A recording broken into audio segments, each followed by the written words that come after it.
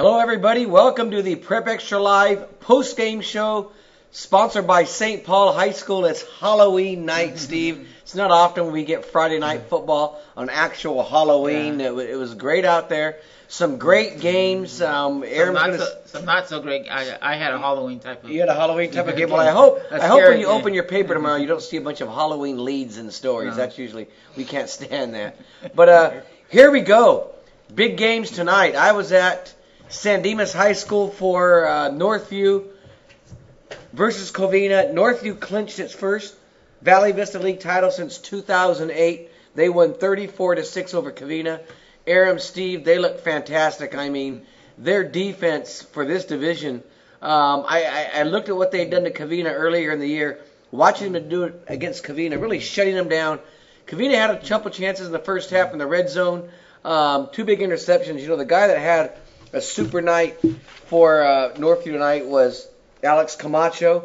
He had 258 yards rushing. He had a touchdown. He also had two key interceptions in the first half, helped him extend that lead, give him a 17-point lead. And he also threw like a 36-yard pass to freshman quarterback Stephen Comstock on a flea flicker.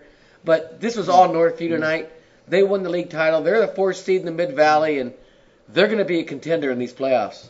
Did you say they're the fourth seed in the Mid-Valley? They're the fourth-ranked team in the Mid-Valley division, yes. Oh, right. If things kind of hold up, that's where they'll probably be. They'll finish with Roland next week. They should win. They're going to finish 9-1, so they should get a seed, I would imagine, having beaten San Dimas. And their only loss this season was a game. I think they had a 3-touchdown league right before league started. Or this team is close, Steve, to being perfect, and that's your alma mater. Yeah, I can't remember, and they haven't been perfect, I think, since the 80s when they had that 10-1 season that you don't want to have, where they were 10-0 and then lost in the first round. Lost in the first round, but then they came back and won CIF the following year. So right. So, excellent team. I mean, everyone talks about the freshman Stephen Comstock, but this team has a lot of other weapons.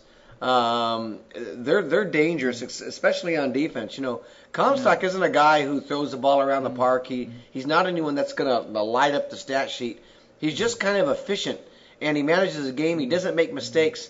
And then they got all the other guys. I mean, they run the ball well. Elijah Grajava, he finished with 132 yards and 2 touchdowns. So they rushed nearly 400 yards as a team. I mean, that's just manhandling Covina. Since Coach Perez took over the program a few years ago, that's the one thing they've been able to do is run the football.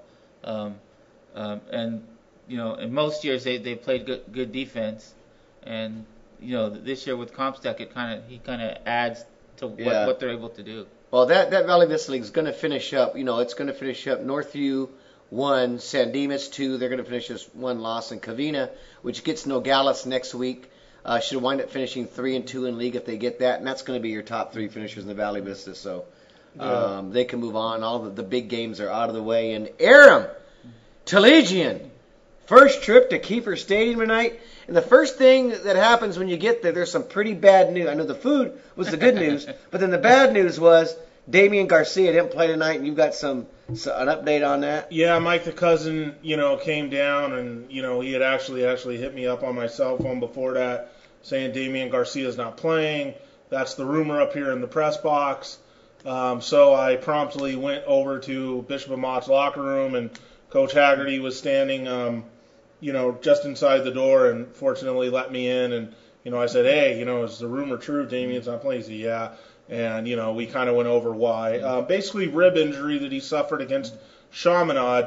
Now, you would think that with the bye week, that would be enough to get him healed up. But anyone who's had anything ribs-wise knows these are very hard things to overcome. You sneeze, you lay wrong. Oh, you're telling me. I've had a rib fracture before. It's absolute worst thing in the world. And I actually made it worse sneezing, like you just said. Right. I mean, it's hard to breathe. And I was at that game against Chaminade, and afterward he was walking around. He looked fine. He was in good spirits. He had nearly broke Pat Hayden's record that night. But Haggerty had mentioned that they wanted to get him out of there because he was a little dinged up. And sometimes those rib injuries, you may not feel it that night, but that next day when you wake up, that thing is stiff. And I can imagine that's what happened to them. Right. It happened to him. And It's good. They're being careful because they're going to need him next week against Loyola. Well, if that's he's able the to come thing, back. and you wouldn't expect them to come out and say, "Well, yeah, he's going to be Sorry, back." not Notre Dame. Yeah, he's going to be back for Notre Dame. Haggerty didn't say that. I said, "Well, what about next week?" He said, "Well, we got to see. He's got to get cleared." And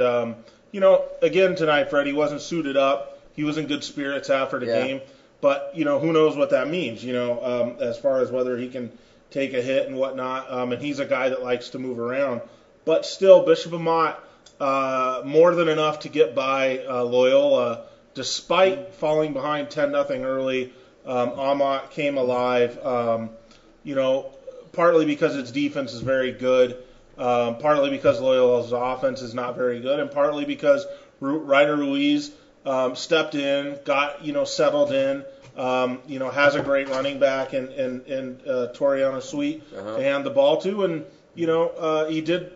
Early on, the thing that all Amat quarterbacks should do, just throw the ball up for Tyler Vaughns. And then Brandon Arconato, great punt returns all night. Scored on a 70-yard one, had one called back, had another one that set up a sweet short run. This Bishop Amat team, they are, the real deal. You can tell a very good team when you see them having that synergy of the offense feeding off the defense and the defense feeding off the offense. And even without Garcia tonight, they had that. And, Loyola was just no match for them. You can kind of see why Loyola's 0 for the league and 4-5 overall. But well, it's good. So you're ready to drop Loyola from the Pac-5 then, not Bishop Amat. Yeah, right. Well, it's funny, Well, no, look, as far as playoff success, if in the same kind of window, Loyola's actually had more of it, than what we're talking about. And they've won, CIF titles in 2005, 2003. But it's hard. It's hard even for me, to go to a game like, this Amat game, see that team and say, hey, that team doesn't belong in the Pac-5. Because clearly, I don't really, I don't see Modern Day up close and personal or, St. John Bosco, and I'm not saying they're as good as those teams, but clearly they're a top 10 team in SoCal. Yeah. And obviously then that means that you belong in the Pac-5. Now, the Harry program... just said it. Well, no, but the program, I'm not sure you can say that yet until... Yeah. Until they get you that... want to see them winning the playoffs. Yeah. That's the bottom line. Not just the first round, but get past that. And hopefully we're going to see that. Now, you were saying that they didn't... Here's the situation. Hold on a second. You were saying they didn't lock up a playoff spot tonight. No, absolutely despite not. being 4-1 in league going into the last week. Yeah, 3 teams get it. The situation is this. 3 teams were eliminated tonight. Notre Dame, Chaminade, and Loyola. They're out of it as far as guaranteed spots in the mission.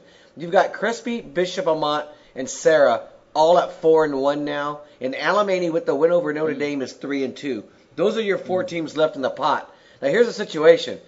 Bishop Amat is going to play Notre Dame next week. They win and they're in. They win and they're in. They win and they're in. That guarantees them a piece of the league title. It all depends on where they're going to fall. Now Bishop Amat loses, and Alamany beats Crespi. Then the situation, and we're assuming that Sarah beats last place Loyola. So Sarah's going to go to 4-1. So let's assume Sarah goes to 4-1 and beats Loyola.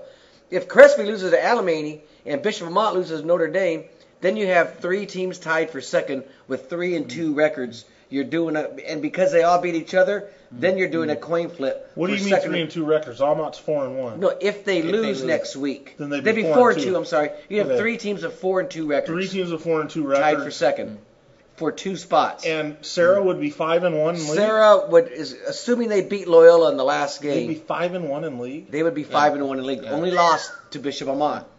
Wow. Well, that's interesting. But here's the crazy thing. If you're Bishop Amat, you're sort of rooting for Alamany. You're not rooting for Alamany. If you're losing to Notre Dame, then you're actually rooting for Crespi to beat Alamany, because if you lose, then you're guaranteed that you're in, because that would eliminate Alamany. Yeah. If you're Bishop Amat and you're beating Notre Dame, you actually want Alamany to beat Crespi, because if that happens, Bishop Amat ties for first with Sarah, and then they're the league champions because they had the head-to-head. Right. So a lot of scenarios can unfold, but there is a situation. That's the best one, though. There is a worst case that they could lose and be out of the guaranteed spot. Doesn't mean they won't get a wild card in the Pac-5. I have to imagine them going into this week number 6, maybe get to number 5 next week. I'm not sure who lost or what happened, but you would think that they've done enough to, or this league has done enough to maybe earn a wild card for the fourth place team. But it's not just about making the playoffs now for Amat. No, you're right. If you're Amat, you want the best possible draw. So you want to win the league championship, obviously, for obvious reasons. And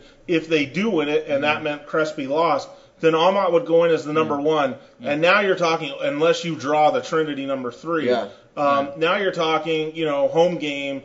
Hopefully against a Norco or a Corona Santiago or a Lakewood. Now you're talking. Now you're in business. You can get that playoff win, presumably.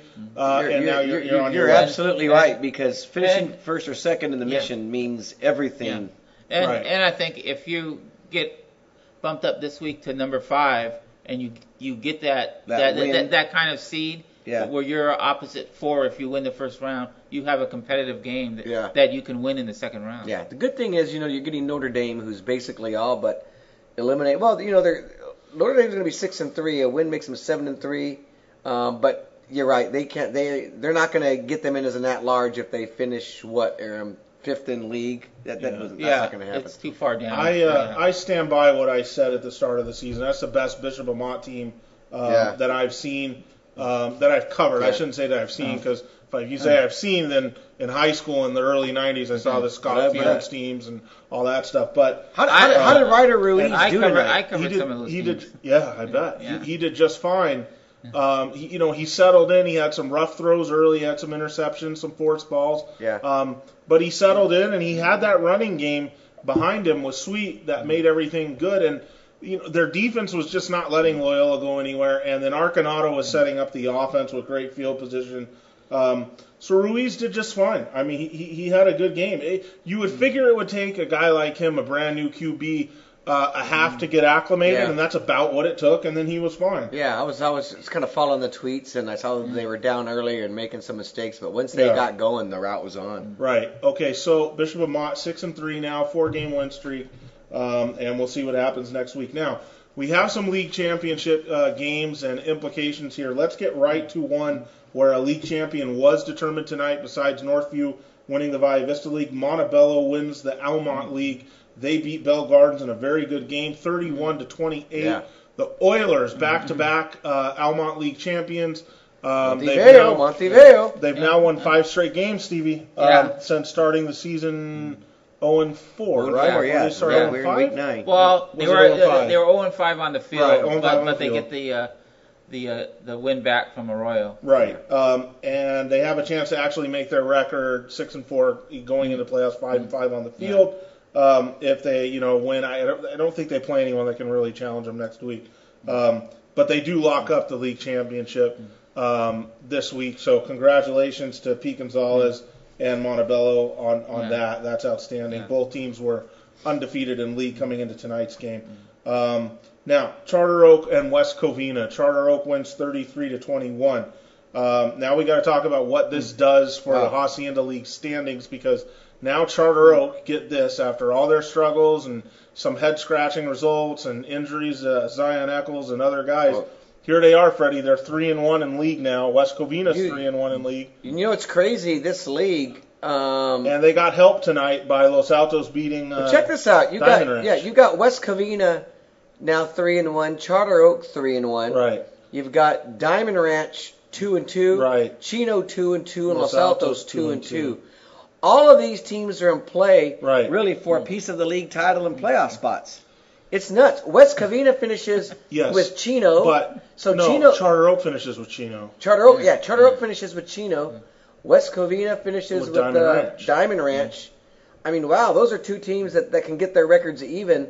And Los Altos finishes with Walnut. Walnut finishes. Yeah, they're in the best shape, because Los Altos finishes with they can get to 3-2 Walnut. So that Chino Charter Oak game. So let's say Charter Oak beats Chino. This is a lot to think about. Let's say Charter Oak beats Chino. They're 4-1 in league. Charter Oak beats Chino. They win the league title out. They win the league title and they're number 1 seed. Right. Okay. No matter what. It's as simple as that. Yeah. They beat Chino next week. Yeah. And they are the number. West Covina, I guess, could still tie them, but they would go in as the number 1. Right. Right. West Covina would have to beat Diamond Ranch. West Covina would have to beat Diamond Ranch. If West Covina beats Diamond Ranch and they finish league, what would that be now? 4-1, Freddie? If West Covina beats Diamond Ranch, they would be 4-1 in league. 4-1 in league. They would tie Charter Oak, but the Charter Oak would get the tiebreaker. And if Los Altos beats Walnut, they would be 3-2 in league, and Los Altos would get in the playoffs. And that would be your 3. That would be because Diamond Ranch would have Diamond Ranch loss. would be 2-2. Right, they'd be Chino would be 2-2, and Los Altos would be 2-2. No, Los Altos is 2-2 now. If they win next week, they're 3-2. I got you. And Diamond Ranch is 2-3. Right. So that would basically be it. So after all this, you could get talk. the 3 teams. Yeah. I picked Charter Oak to win league when it all started. Yeah, so I maybe guess I even was right. CIF. I mean, so if Charter Oak does somehow, win the league, and all they got to do is beat Chino next week, and they go in as number 1. I'll tell you, now you're talking about Charter Oak getting a home game in the first round, Freddie, maybe against La Cañada, or South Pass. Yeah. No, seriously, that's what we're talking about. And now they can get that win, get Eccles that much more healthy. Mm-hmm. And now you've seen this team that was a blown double-digit lead in the final few minutes from Glendora, beating Glendora away, now become a CIF championship contender again. And I'd like to know if Echo, did he play tonight? I don't know. That's the thing. Yeah, I didn't get to call John Hannell, but I was looking at Cam Brown's numbers tonight. Yeah. 320 yards and 4 touchdowns. Well, I wonder if Eccles played some role in that. I don't know. That's what we talked about. But man, did he throw the ball around. In the 2-minute drills. That's what I worried about with West Covina. They hadn't seen... Okay, they had seen some good quarterbacks this year, and they lost both those games. They could say the Colony game with an excuse and Tesoro because they're way, way upper division. Yeah. But still, they hadn't really seen good throwing quarterbacks. They got out there with Cam Brown, and now they got a guy that could shred them apart. And presumably, that's actually what he did, over 300 yards, 4 touchdowns. And that's not really West Covina's style to play that kind of game. Boy, I mean, Charter Oak, I don't know what else to say. And that thing just got wacky. But so congratulations. That's one of those weeks. Next week, it's going to be just fun to cover. There's so many scenarios, and during the week we'll go over them. We'll lay them out on the blogs, and we'll pump some stories out. It seems like every year, no matter who they put in the hacienda, there's always going to be a tie or teams playing. But I'll tell you where there is no dispute: Palomares League, Thursday night. South Hills versus Glendora, both 4-0 in the Palomares. Aram Tolegian is going to be there. Yeah. Tonight, Glendora won pretty handily, as expected. 38-6 over Diamond Bar. I think they were losing this game 6-0. Yeah, that follows South. Well, they're losing what? 6-0. That follows South Hills' last seconds field goal, 24-22. Claremont, which I'm hearing on Thursday night. I heard there was some people were complaining. Yeah. Well, you heard there was a big controversy in the game. Stopping the clock. Yeah, they were complaining. We weren't there, none of us. No, I was talking to someone who was at that game last night, and he was saying it was pretty blatant, pretty obvious. Yeah. And you saw it immediately on Twitter. Some people complaining about it. Hey. That's high school football to me. Yeah, that's gonna happen. There's going to be hometown. Right. Ain't the first time, ain't going to be the last time. Live with it. We're playing if there's a league title on Friday night. That's pretty amazing when you think of South Hills. I mean, this is a team that's lost games this year. Going into league, they were outscored 179-18. They lost games 61-0, 44-0, 37-0, 37-18. And here they are, winning 4 straight and playing for a league title. I think Albert Rodriguez. I don't know if you would consider him. If you can consider a guy who had that bad of a start, coach of the year. But I think when you handle the adversity that they went through and you turn it around like this, if they can go deep in the playoffs, all of a sudden that becomes. I don't know. I mean, I've never seen anything like that. Well, I've seen teams lose, but not lose like this and come back on a league title in a competitive league. Yeah, in a competitive league. I mean, this isn't Azusa doing it years ago, and they used to lose those games. No, but I've seen Arroyo when DJ McKinnon was the coach. He had scheduled way up, lose games by 5 games by 30 points each. Yeah. And then go 5-0 and win a couple. But South Hills, Albert Rodriguez, congrats to them because they were taking a beating. I mean, they were getting beat down on the blogs. everyone was making fun of them. I'm sure it wasn't fun for the players at school, and here they are Thursday night playing for a league title. That's exciting. And, now we have and maybe they're a playoff contender. Who knows? Well, why not?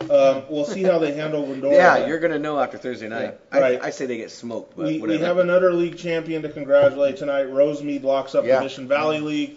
They're one of those teams, winless non-league, jumped into league, dominated everyone. They beat South El Monte 51-14 tonight. That should mean Rosemead is the number 1, El Monte is the number 2, Arroyo looking like the number 3, assuming they beat Marshall tonight. That actually helped them. Bonita handed Ayala, a team that has really hit the skids here at the wrong time. Bonita wins 34-14. Bonita's now playoff chances just got that much better. Shifting to the Rio Hondo League, Monrovia locks up the league championship there, or at least a share of it, by beating La Cañada 24-17. Surprised it's that close? Yeah, I mean, it was a little close for a while. You know, this was a La Cañada team that I think at one point this year was 6-1. We should mention that South Pasadena beat Temple City 41-18. That makes next week's La Cañada South Pasadena game for third place and the final guaranteed playoff spot in the Rio Hondo League. It's going to probably go to La Cañada. That's high stakes. That game's at La Cañada. They're both good teams. I think last year they Yeah. Is La Cañada good enough, though, once they get in the playoffs to scare a league champion? I don't think so. They play scrappy defense. Yeah. I mean, I guess that's the best you could say about them. Now, we had a team in Bassett tonight that was trying to cruise and get. They were trying to go 3-0 with Pomona going to that last game. Play Pomona for a league championship, both of them with undefeated records. But La Puente gets revenge for last year's loss to Bassett and wins tonight 28-27. Very thrilling game there. I imagine they had a big crowd. Pretty intense situation. Pretty big for La Puente. That secures second place, assuming Pomona clinched the league title tonight. They can clinch it outright next week. La Puente becomes Bassett fans now. Right. Pomona clinches at least a share, though. Right. Those are your 3 playoff teams, though. Yeah. I don't know what else. I mean, we had a lot of games on Thursday night. What's up? St. Francis. The game Steve was at. Exciting, right, Steve? Yeah, that game was. It was over by the first quarter. It was 24-0. Right. Against LaSalle. Yeah. I thought potentially. I'm surprised by the score of what I saw. I mean, St. Francis is that much better than LaSalle, but LaSalle just was. They threw 4 interceptions in the first half. Interceptions that weren't pressured, balls that shouldn't be thrown were thrown. And I want to say something about that, Stevie. I know a lot of people I had read on Twitter tonight were like, oh my God, this game's a running clock. What is St. Francis doing in this league, and so on. I think one of the reasons why this game got so far away from LaSalle and why St. Francis, seemingly stepped on their throat was. This is a good for business game, meaning LaSalle is a Catholic school, somewhat in the area. If you want your kid and you're from Pasadena or thereabouts to go to a parochial school and play football, big time football, St. Francis wants you thinking you got to send them to St. Francis and not LaSalle. Yeah. So when you have a chance to kind of prove that on the field, where would you rather be game? Well, you do it. I think the coaches might feel that. The players. Well, I was talking to. Well, they do what the coaches say. No, but I was talking to St. Francis quarterback Jeremiah Martin after the game. Yeah. And he said there was a lot of bantering going back and forth during the week, and they wanted to show. And these are his words. Who we are, and it was kind of a statement game, and he topped it off by saying, "Welcome to the Angeles League." So, I mean, it's a big step up for LaSalle to go from Division 11 to the competition in this league. I think in time they can kind of make this a pretty good rivalry, but right now it's night and day between the two teams. Right. Okay, you guys want to get into biggest surprise, biggest disappointment here? Yeah. Go ahead, Stevie. Start it off. You want to start it off? Your biggest surprise of the night? I'm surprised how easily Northie won this game against. Are you? Against the rivalry. I thought it would be closer no, too. Because it's a rivalry game. I saw Covina earlier. I know they have some weapons. I know Northview has more. I thought Northview would win the game, but the score shocks me. And then, like I said about LaSalle, I'm just shocked at how bad they play. It wasn't that they were just So playing. LaSalle's your biggest disappointment? Yeah. Okay. It just wasn't that they were playing a team that's better than them. Just how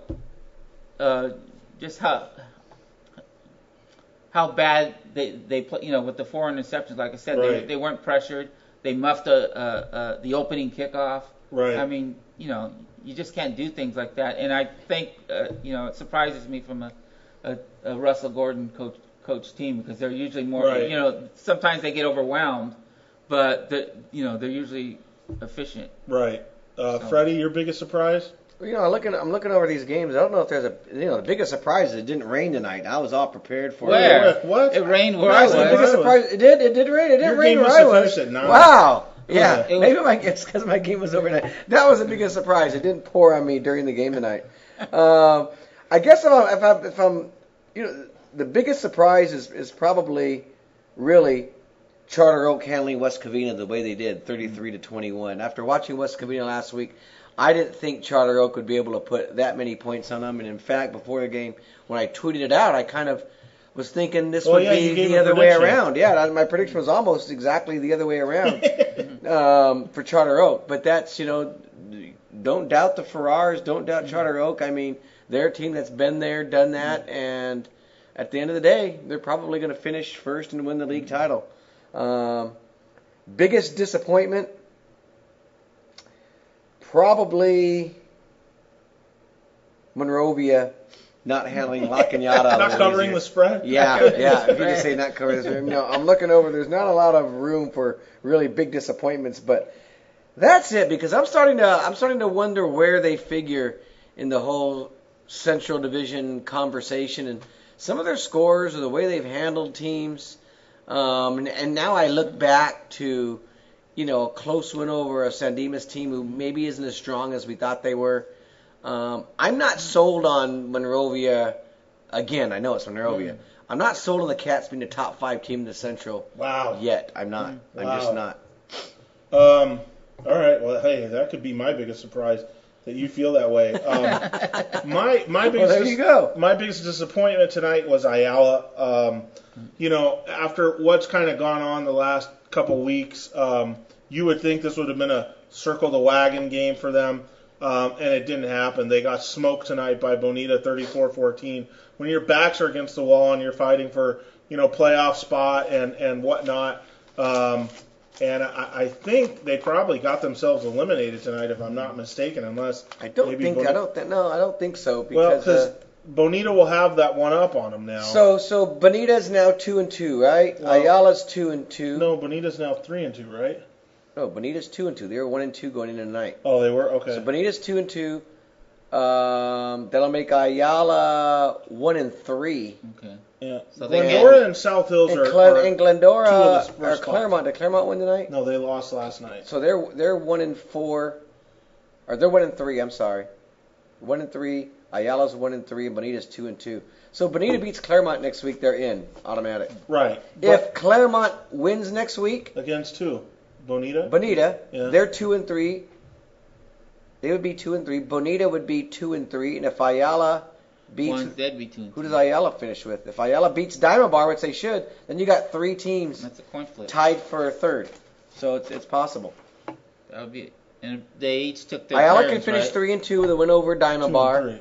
Yeah. And if Claremont beats Bonita, it's pretty simple. If Ayala beats Diamond Bar and Claremont beats Bonita, then those teams will finish in a 3-way tie for third. You just wouldn't think that basically Ayala would be in this spot where they're needing Bonita to lose next week and, needing obviously for themselves to win, especially after coming into the league looking like the biggest threat to Glendora, but they lose to South Hills, they lose to Glendora, and now they lose to Bonita. Yeah. That's 3 in a row. That's not good. Got blown out by Bonita, right. too. So. I just, it's very disappointing because you thought that was kind of the second place team. Is this league, Aram? I mean, other than Glendora, a weak league, the Central Division. See what South Hills can come with next. I mean, if Glendora blows away South Hills like they have everyone else, I think you can call it a weak league. I think you're right because you could say South Hills was getting blown out and manhandled by light teams, really, the teams that they're at least used to playing. Right. And then they get in league and they win all of their games. I mean, it would just tell you that Diamond Bar, Claremont, Bonita, Ayala, South Hills are just all mediocre. But yeah, and okay, fair enough. So that'll wrap that up. Ayala's my biggest disappointment. My biggest surprise tonight is at the Bishop Amat game. Only one person came up to me and asked me, "Where's Freddie?" That's it. Yeah. Now, usually when you go to an Amat game that Fred's not at, or even one that he's at, you get asked, "Where's Freddie?" like 10 to 15 times. Okay? Yeah. Tonight, one. That's What's it, up huh? with that, man? Just one? Yeah, I don't know. Maybe they follow you on Twitter. Were and you elsewhere. were you standing in the end zone? I Or? stand on about the 10, 15 yard line, in front Maybe of the people Amat just maybe people stands just don't want to talk to you by the tonight. scoreboard side. No, a lot of people did. I would Anyone expect give you a it- hard time? No, not really. A lot of people said, "Hey, be nice to us tonight. Be kind to us," or I like your articles. I tell you, the not biggest surprise or biggest disappointment, but the best thing that happened to me tonight was I got to meet former Amat assistant coach John Johnson, and that was isn't JJ John Jackson? Oh, yeah. Johnson. Yeah. Oh, John Johnson. Yeah. Okay. Yeah. As mostly, I don't know if you guys knew, I wrote an article about him. Coach Johnson is in a wheelchair. Okay. I think he's a quadriplegic. And he was Bishop Amat's special teams coach for many, many years. Tonight was his first game. He resigned, from being a coach, going into this season. Mm-hmm. Tonight was his first time live at an Amat game this year. And, man, he was really moving around on the sidelines, and he was on their sideline, like he was coaching, like he was coaching. Never left? Yeah, it was really cool. And I got to meet him, give him a hug, and that was great, and talk to him about the article. So that was the highlight of really my night. That was really awesome. So what are you going to cover next week, Aaron? What's the big? Oh, you might have the turkey tussle. Your PHS? Well, we'll see. We can still talk about that. What are the big games next week? Well, I mean, because that La Cañada Sal Pass game actually has something on the line. We may have to send Stevie on the Bishop Amat Notre Dame road trip to close it out. He likes the big road trips. You have to see Amat if you haven't already. Yeah. You want a road trip, Stevie? Yeah. We're running out of things to really talk smack about, Fred.